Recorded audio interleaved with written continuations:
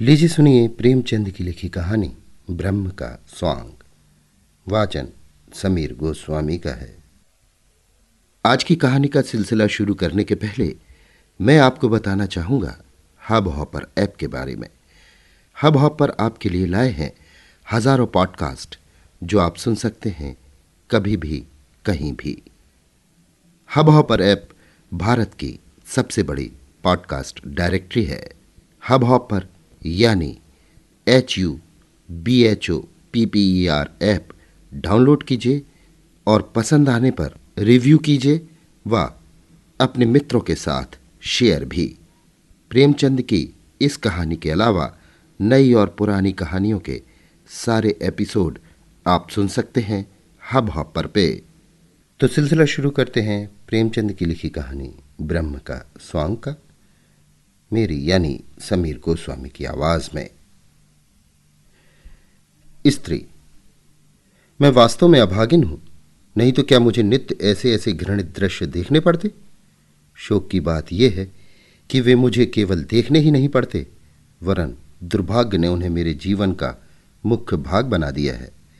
मैं उस सुपात्र ब्राह्मण की कन्या हूं जिसकी व्यवस्था बड़े बड़े गहन धार्मिक विषयों पर सर्वमान्य समझी जाती है। मुझे याद नहीं घर पर कभी बिना स्नान और देवोपासना किए पानी की एक बूंद भी मुंह में डाली हो। मुझे एक बार कठिन ज्वर में स्नान आदि के बिना दवा पीनी पड़ी थी। उसका मुझे महीनों खेद रहा। हमारे घर में धोबी कदम नहीं रखने पाता। चमारिन दालान में भी नहीं बैठ सकती थी, किंतु यहाँ आकर मैं मानो भ्रष्ट लोक में पहुंच गई हूँ। मेरे स्वामी बड़े दयालु, बड़े चरित्रवान और बड़े सुयोग्य पुरुष हैं। उनके ये सद्गुण देखकर मेरे पिताजी उन पर मुग्ध हो गए थे। लेकिन क्या वे जानते थे कि यहाँ लोग अघोर पंथ के अनुयायी हैं? संध्या और उपासना तो दूर रही, कोई नियमित रूप से स्नान भी नहीं करता। बैठक में नित्य मुसलमान क्रिस्तान सब आया जाया करते हैं और स्वामी जी वहीं बैठे बैठे पानी, दूध, चाय पी लेते हैं। इतना ही नहीं, वो वहीं बैठे बैठे मिठाइयाँ भी खा लेते हैं। अभी कल की बात है, मैंने उन्हें लेमोनेड पीते देखा था। साइस जो चमार है वे रोक टोक घर में चला आता है। सुनती हूँ वे अपने मुसलमान मित्रों के घर दावतें खाने भी जाते हैं। ये भ्रष्टाचार मुझसे नहीं देखा जाता। मेरा चित्त घृणा से व्याप्त हो जाता है। जब वे मुस्कुराते हुए मेरे समीप आ जाते हैं और हाथ पकड़कर अपने समीप बिठा लेते हैं तो मेरा जी चाहता है कि धरती फट जाए और मैं उसमें समा जाऊं। हिंदू जाति, तूने हम स्त्रियों को पुरुषों की दासी बनना ही क्या हमारे जीवन का परम कर्तव्य बना दिया? हमारे विचारों का, हमारे सिद्धांतों का, यहाँ तक कि हमारे धर्म का भी कुछ मूल्य नहीं रहा। अब मुझे धैर्य नहीं। आज मैं इस अवस्था का अंत कर देना चाहती हूँ। मैं इस आसुरिक भ्रष्ट जाल से निकल जाऊंगी। मैंने अपने पिता की शरण में जाने का निश्चय कर लिया है। आज यहाँ सहभोजन हो रहा है। मेरे पति उसमें सम्मिलित ही नहीं, वरन उसके मुख्य प्रेषकों में हैं। इन्हीं के उद्योग तथा प्रेरणा में ये विधर्मी अत्याचार हो रहा है। समस्त जातियों के लोग एक साथ बैठकर भोजन कर रहे हैं। सुनती हूँ मुसलमान भी एक ही पंक्ति में बैठे हुए हैं। आकाश क्यों नहीं गिर पड़ता? क्या भगवान धर्म की रक्षा करने के लिए अवतार न लेंगे?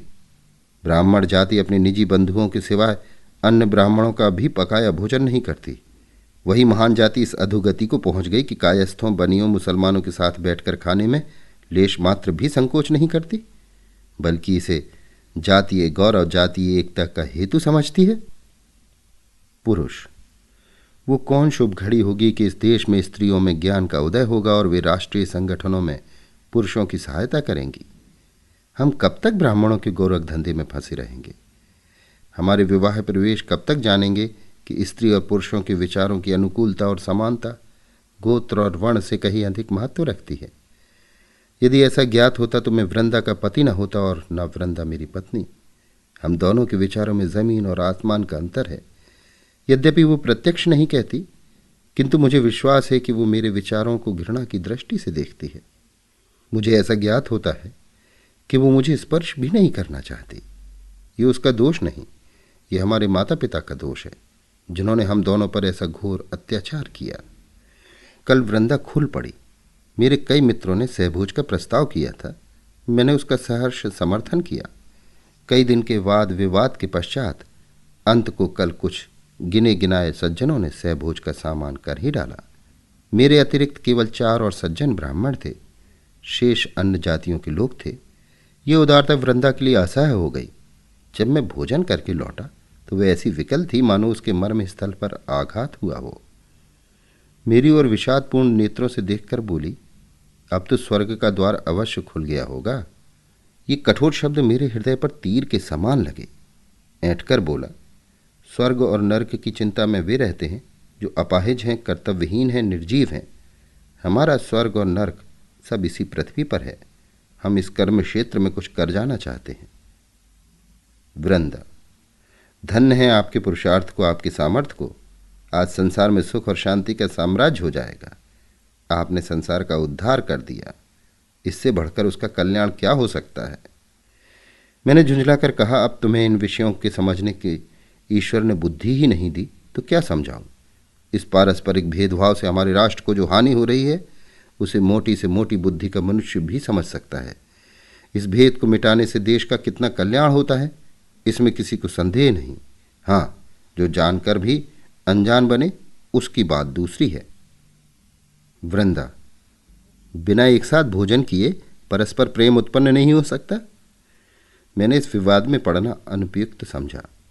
किसी ऐसी नीति की शरण लेनी आवश्यक जान पड़ी जिसमें विवाद का स्थान ही न हो। वृंदा की धर्म पर बड़ी श्रद्धा है। मैंने उसी के शास्त्रा से उसे पराजित करना निश्चय किया। बड़े गंभीर भाव से बोला, यदि असंभव नहीं तो कठिन अवश्य है।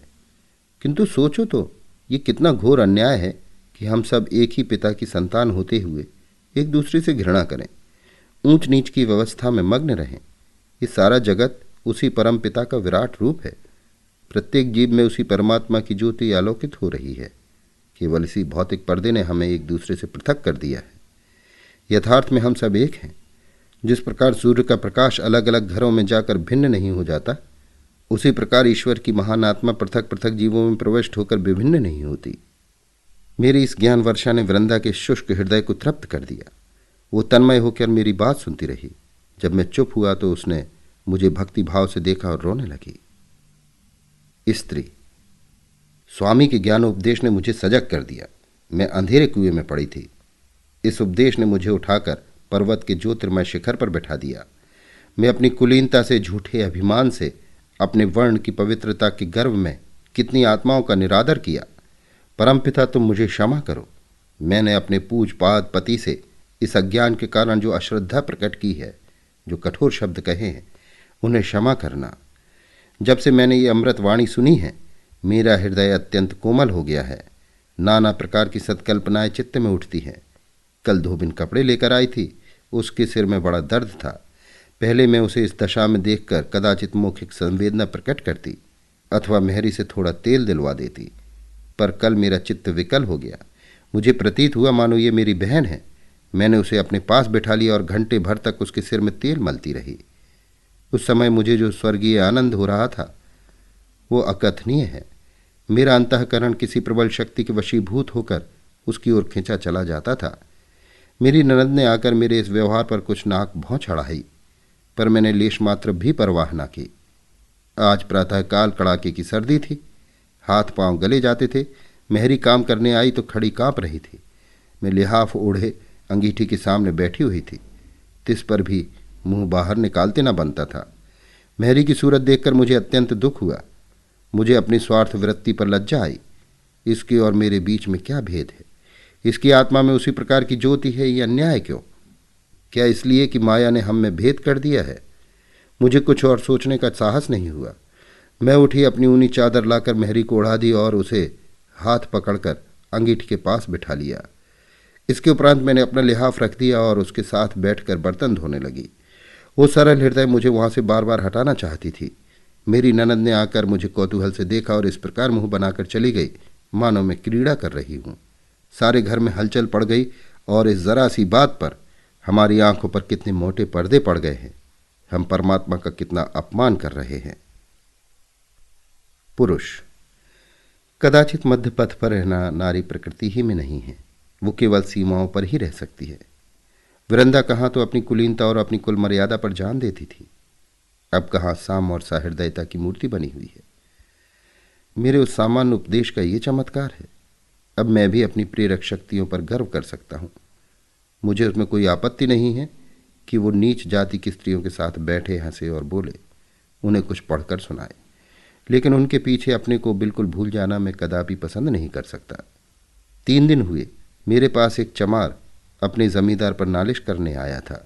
निस्संदेह जमींदारों ने उसके साथ ज्यादती की थी, लेकिन वकीलों का काम मुफ्त में मुकदमे दायर करना नहीं। फिर एक चमार के पीछे एक बड़े जमींदार से बैर करो, ऐसे तो वकालत कर चुका। उसके रोने की भनक वृंदा के कान में भी पड़ गई। बस वो मेरे पीछे पड़ गई कि उस मुकदमे को जरूर लो। मुझसे तर्क वितर्क करने पर उद्यत हो गई। मैंने बहाना करके उसे किसी प्रकार टालना चाहा, लेकिन उसने मुझसे वकालतनामे पर हस्ताक्षर कराकर तब पिंड छोड़ा। उसका परिणाम यह हुआ कि पिछले 3 दिन मेरे यहाँ मुफ्तखोर मुवक्किलों का तांता लगा रहा और मुझे कई बार वृंदा से कठोर शब्दों में बातें करनी पड़ी। इसी से प्राचीन काल के व्यवस्थाकारों ने स्त्रियों को धार्मिक उपदेशों का पात्र नहीं समझा था। उनकी समझ में ये नहीं आता कि प्रत्येक सिद्धांत का व्यवहारिक रूप और ही कुछ होता है। हम सभी जानते हैं कि ईश्वर न्यायशील है, किंतु न्याय के पीछे अपनी परिस्थिति को कौन भूलता है। आत्मा की व्यापकता को यदि व्यवहार में लाया जाए तो आज संसार में साम्य का राज्य हो जाए, किंतु उसी भांति साम्य जैसे दर्शन का एक सिद्धांत ही रहा और रहेगा, वैसे ही राजनीति भी एक अलभ्य वस्तु है और रहेगी। हम इन दोनों सिद्धांतों की मुक्त कंठ से प्रशंसा करेंगे, उन पर तर्क करेंगे, अपने पक्ष को सिद्ध करने में उनसे सहायता लेंगे, किंतु उनका उपयोग करना असंभव है। मुझे नहीं मालूम था कि वृंदा इतनी मोटी सी बात भी न समझेगी। वृंदा की बुद्धि दिनों दिन उल्टी होती जाती थी। आज रसोई में सबके लिए एक ही प्रकार के भोजन बने। अब तक घर वालों के लिए महीन चावल पकते थे, तरकारियां घी में बनती थी, दूध मक्खन आदि दिया जाता था। नौकरों के लिए मोटा चावल, मटर की दाल और तेल की भाजियां बनती थीं। बड़े बड़े रईसों के यहाँ भी यही प्रथा चली आती है। हमारे नौकरों ने कभी इस विषय में शिकायत नहीं की, किंतु आज देखता हूँ वृंदा ने सबके लिए एक ही भोजन बनाया है। मैं कुछ बोल न सका, भौचक्का सा हो गया।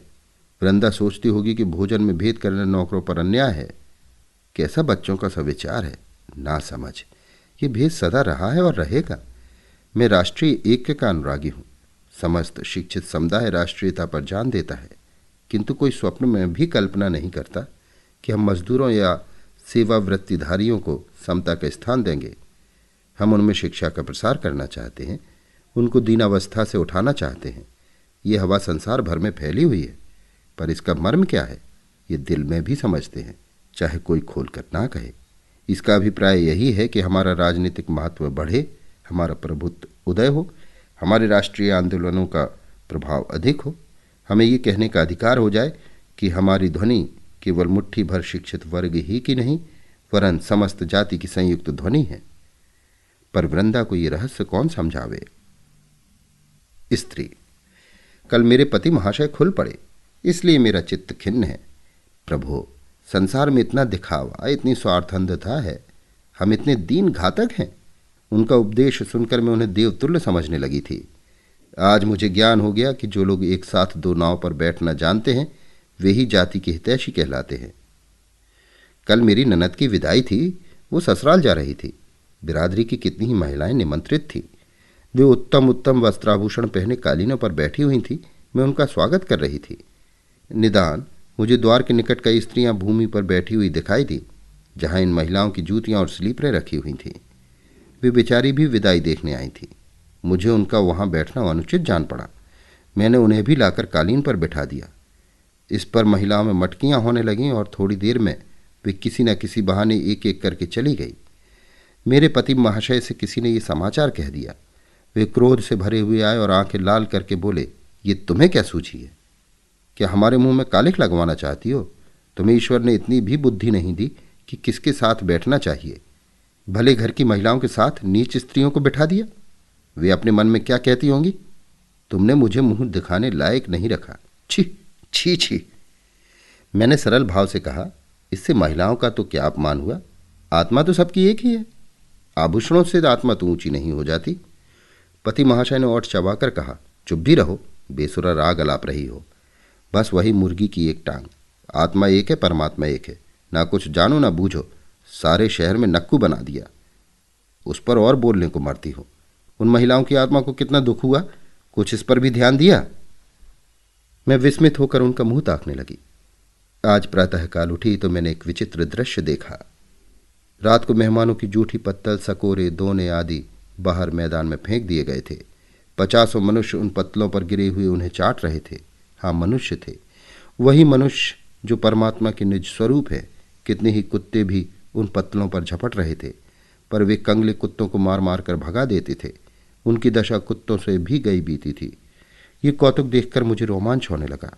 मेरी आंखों से अश्रुधारा बहने लगी। भगवान, ये भी हमारे भाई बहन हैं, हमारी आत्माएं हैं। उनकी ऐसी शोचनीय दीन दशा। मैंने तत्क्षण मेहरी को भेजकर उन मनुष्यों को बुलाया और जितनी पूरी मिठाइयाँ मेहमानों के लिए रखी हुई थीं सब पतलों में रखकर उन्हें दे दी। मेहरी थर थर काँप रही थी। सरकार सुनेंगे तो मेरे सिर का बाल भी न छोड़ेंगे, लेकिन मैंने उसे ढांढस दिया, तब उसकी जान में जान आई। अभी ये बेचारे कंगले मिठाइयाँ खा ही रहे थे कि पति महाशय मुँह लाल किए हुए आए और अत्यंत कठोर स्वर में बोले, तुमने भंग तो नहीं खा ली? जब देखो एक न एक उपद्रव खड़ा कर देती हो। मेरी तो समझ में नहीं आता कि तुम्हें क्या हो गया है। ये मिठाइयाँ डोमडों के लिए नहीं बनवाई गई थी। इनमें घी, शक्कर, मैदा लगा था, जो आजकल मोतियों के मोल बिक रहा है। हलवाइयों को दूध के 2 रुपये मजदूरी के लिए दिए गए थे। तुमने उठाकर सब डोमड़ों को खिला दी। अब मेहमानों को क्या खिलाया जाएगा? तुमने मेरी इज्जत बिगाड़ने का प्रण कर लिया है क्या? मैंने गंभीर भाव से कहा, आप व्यर्थ इतने क्रुद्ध होते हैं। आपकी जितनी मिठाइयाँ खिला दी हैं वो मैं मंगवा दूंगी। मुझसे ये नहीं देखा जाता कि कोई आदमी तो मिठाइयाँ खाए और कोई पत्तल चाटे। डोमड़े भी तो मनुष्य ही हैं, उनके जीभ में भी तो उसी। स्वामी ने बात काट कर कहा, रहने भी दो। बड़ी तुम्हारी आत्मा, बस तुम्हारी रक्षा से आत्मा की रक्षा होगी।